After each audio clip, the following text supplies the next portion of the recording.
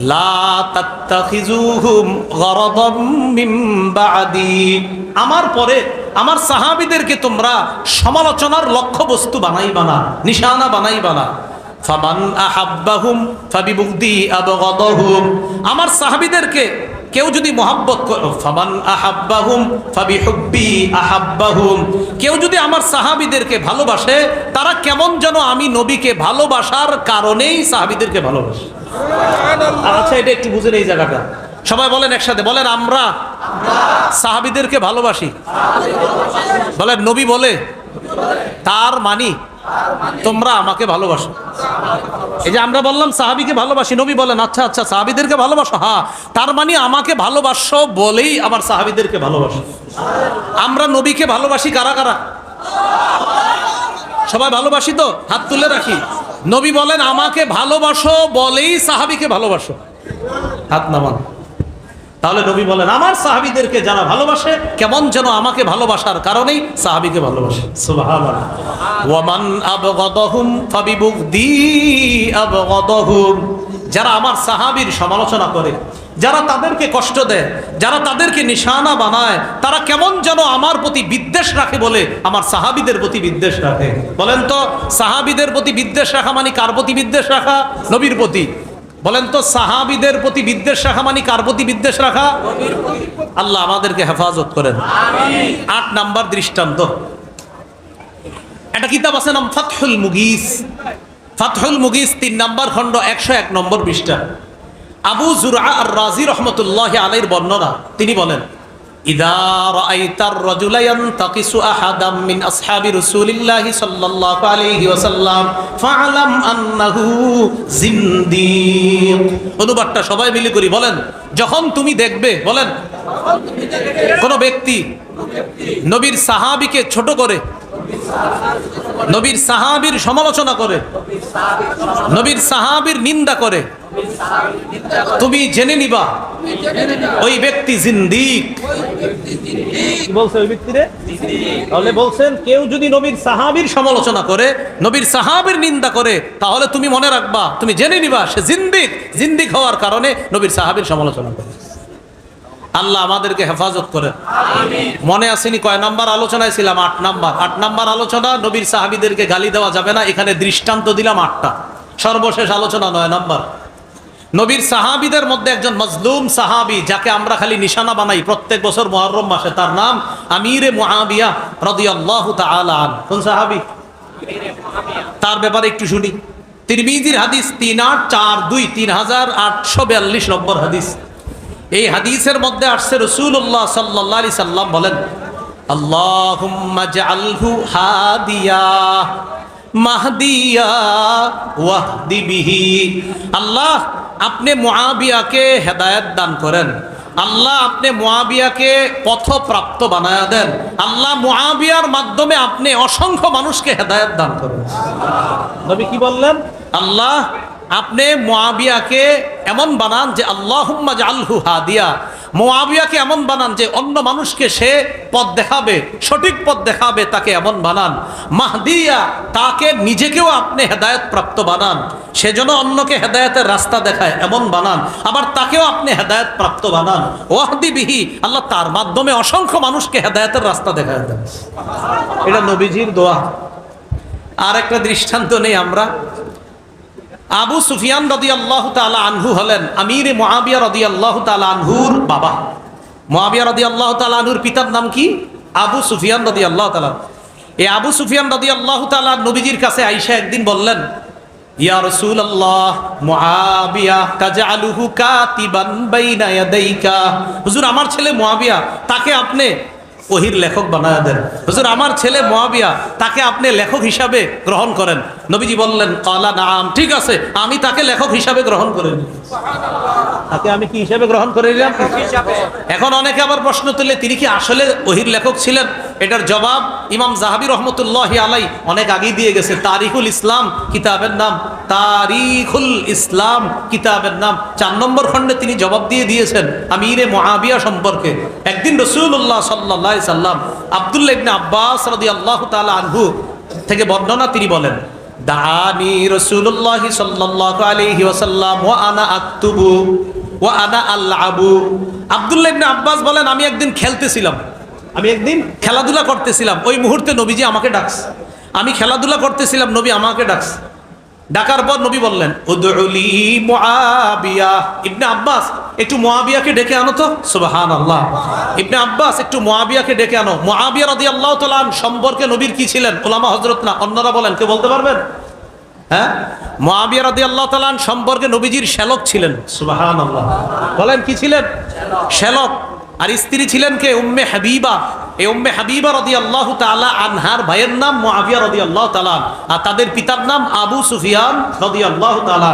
তাহলে একদিন নবীর শ্যালক, আবার ওহির লেখক, নবীর শ্যালক, ওহির লেখক, আবার নবী তার জন্য দোয়া করছে, সে যেন হেদায়েতের রাস্তা দেখায়, তাকে যেন হেদায়েত প্রাপ্ত বানায়, আবার তার মাধ্যমে অসংখ্য মানুষকে যেন আল্লাহ তাআলা হেদায়েত দান করেন। সুবহানাল্লাহ। তো নবীজি বললেন ইবনে আব্বাসকে, ইবনে আব্বাস উদউলি মুআবিয়া, আমার সামনে একটু মুআবিয়াকে ডেকে আনো। তা আব্দুল্লাহ ইবনে আব্বাস বলেন, জানো মুআবিয়াকে কেন ডাকছে? ওয়া কানা ইয়াকতুবুল ওয়াহইয়া। মুআবিয়া ওহী লিখতেন, এইজন্য নবীজি আমার মাধ্যমে মুআবিয়াকে ডাকায় আনিছে, কারণ তিনি ওহীর লেখার কাজ করতেন। তাই নবী প্রায় সময় আমিরে মুআবিয়াকে ডেকে নিয়ে এই ওহী লেখানোর কাজ করতেন। সুবহানাল্লাহ। এখন আপনি এমন একজন সাহাবীর সমালোচনা করে ওহিকে প্রশ্নবিদ্ধ করার চেষ্টা না করা। হ্যাঁ, আল্লাহ আমাদেরকে হেফাজত করেন, আল্লাহ আমাদেরকে হেফাজত করেন। সহিহ বুখারীর বর্ণনা 2429 নম্বর হাদিস, আরেক বর্ণনা আসছে 2924 নম্বর হাদিসের মধ্যে আসছে, রাসূলুল্লাহ সাল্লাল্লাহু আলাইহি সাল্লাম বলেন, আউয়ালু জাইশিম মিন উম্মতি ইয়াগজুনাল বাহরা। আমার উম্মতের যেই দলটা সর্বপ্রথম নৌপথে যুদ্ধ করবে তারা জান্নাতি। সুবহানাল্লাহ। আবার বুঝেন, আমার উম্মতের যেই দল সর্বপ্রথম নৌপথে লড়াই করবে তারা জান্নাতি। নৌপথে লড়াইয়ের সর্বপ্রথম প্ল্যান যিনি করেছিলেন তিনি আমিরে মুআবিয়া রাদিয়াল্লাহু তাআলা। নবীর এই হাদিসের ভাষ্য অনুযায়ী তিনি একজন জান্নাতি সাহাবী।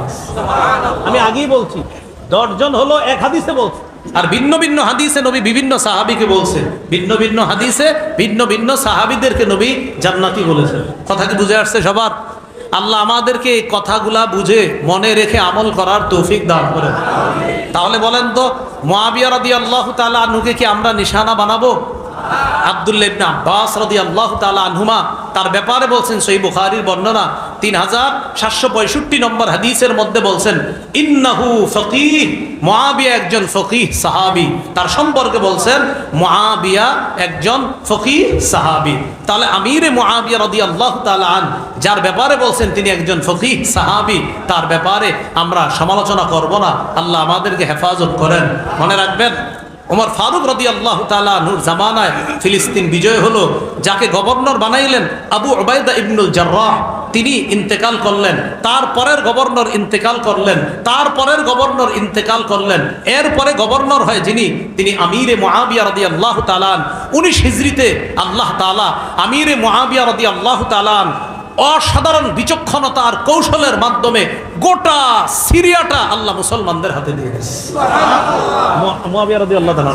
আমি মুআবিয়া রাদিয়াল্লাহু তাআলা সম্পর্কে আলাদা একটা আলোচনা করা, এটা আলাদা একটা সাবজেক্ট, এটা আলাদা একটা বিষয়, যে তিনি কি পরিমাণ অবদান রাখছে মুসলমান জাহানের জন্য, মুসলিম জাহানের জন্য কি পরিমাণ অবদান রাখছে। যাই হোক, আজকে আমাদের মূল অংশটা চলে আসছে, সেটা হলো সাহাবায়ে কেরামের সমালোচনা করা যাবে না। আমি গোটা আলোচনাটা ভাবে বলে দেই, সর্বশেষ অনেকে আসছিলেন, খুব মন দিয়ে শোনেন। আমি শুরু করেছিলাম ইমাম শাফি রহমতুল্লাহ আলাইহির একটা বক্তব্য দিয়ে। যারা ছিলেন শুরু থেকে, দেখি তাদের মনে আছে কিনা। ইসলাম কিসের মতো? ঘরের একটা কি আছে? ইসলাম নামক ঘরের দরজা। সাহাবীদেরকে কষ্ট দেওয়া মানে ঘরের দরজাকে কি করা? ঘরের দরজা ছিদ্র করে কি ভালো মানুষ ঢুকে? তাহলে ঘরের দরজা ছিদ্র করা যাবে না। ঠিক আছে, হ্যাঁ। এরপরে আমরা 9টা অংশে আলোচনা করছি। 1 নাম্বার, সাহাবীদের প্রতি খুশি কে? 2 নাম্বার, সাহাবায়ে কেরামের রুকু সেজদার প্রশংসা করেছেন কে? 3 নাম্বার, সাহাবায়ে কেরাম কাদের নির্বাচিত বান্দা? 4 নাম্বার, সাহাবায়ে কেরাম গোটা উম্মতের মধ্যে শ্রেষ্ঠ উম্মত, এই কথা কোরআনে বলেছেন কে? আল্লাহ। 5 নাম্বার, এই উম্মতের নিরাপত্তা স্বরূপ কারা? 6 নাম্বার, এই উম্মতের জন্য কল্যাণ কারা? এই তো মাশাআল্লাহ আপনাদের মনে আছে, এই উম্মতের জন্য কল্যাণ কারা বলেন? হ্যাঁ, এই 6 নাম্বার কি ছিল এটা? এই উম্মতের জন্য কল্যাণ সাহাবারা। 7 নাম্বার, সাহাবীদের মর্যাদা রক্ষা করার আদেশ করেছেন নবী, এটা 7 নাম্বার। 8 নাম্বার, সাহাবীদেরকে গালি দেওয়া হারাম। এখানে আমরা 8টা দৃষ্টান্ত বলেছিলাম, লম্বা আলোচনা। 9 নাম্বার, সাহাবীদের মধ্যে একজন সাহাবী, তার নাম আমিরে মুআবিয়া, তার সন্তানের অন্যায় কর্মকাণ্ডের কারণে বাবা মুআবিয়া রাদিয়াল্লাহু তাআলা আনহুকে অনেকে নিশানা বানায়। এই অংশে আমরা ভুলটা করব না। হুসাইন রাদিয়াল্লাহু তাআলা আনহুর শহীদ, তার শাহাদাত, এটা আমাদেরকে কষ্ট দেয়, আমাদের হৃদয়ে রক্তক্ষরণ হয় তার শাহাদাতে। তার শাহাদাতকে কেন্দ্র করে ইয়াজিদ যে অন্যায় করেছে, কোনো সন্দেহ নাই ইয়াজিদ অন্যায় করেছে। ইয়াজিদের জুলুম নিয়ে অবশ্যই আলোচনা হওয়া দরকার। ওবায়দুল্লাহ বিন জিয়াদের আলোচনা নিয়ে আলোচনা দরকার। শিমারের জুলুম নিয়ে আলোচনা দরকার। তো এটা কেন্দ্র করে ইয়াজিদের বাবা, নবীর জলিল কদর সাহাবী মুআবিয়া রাদিয়াল্লাহু তাআলা আনহুকে আমরা নিশানা বানাবো না, তাকে আমরা সমালোচনার লক্ষ্যবস্তু বানাবো না। আমরা কোন সাহাবীর সমালোচনা করব না, কারণ নূহ নবীর হায়াত পায়াও যদি ইবাদত করি, নবীর আগ অবস্থায় কোন সাহাবী নবীর সামনে উপস্থিত আছে, তারপরেও এই উপস্থিতির মর্যাদার সমপরিমাণ এই উম্মত নূহ নবীর মতো বয়স পেয়েও যদি ইবাদত করে, তাও ওই পরিমাণে পৌঁছতে পারবে।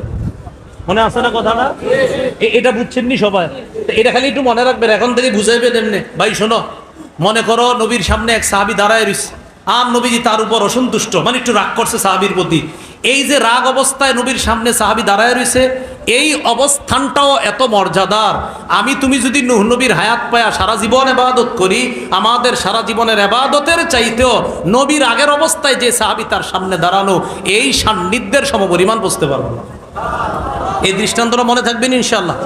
আল্লাহ আমাদের সকলকে যে কথাগুলো বললাম শুনলাম, সাহাবায়ে কেরামের অংশটা, মর্যাদা, মুহররম আসলে তাদের মর্যাদা আমরা ক্ষুণ্ণ করব না, তাদের মর্যাদা আমরা রক্ষা করব। উস্তাদে মুহতারাম আলোচনা করবেন, এরপর হযরত মাওলানা হাফিজুর রহমান সিদ্দিকী সাহেব আলোচনা করবেন। আমরা খুব সুন্দরভাবে জমে জমে বসে যাই। আল্লাহ তাআলা আমাদের সকলকে যে কথাগুলো শুনলাম বললাম আমল করার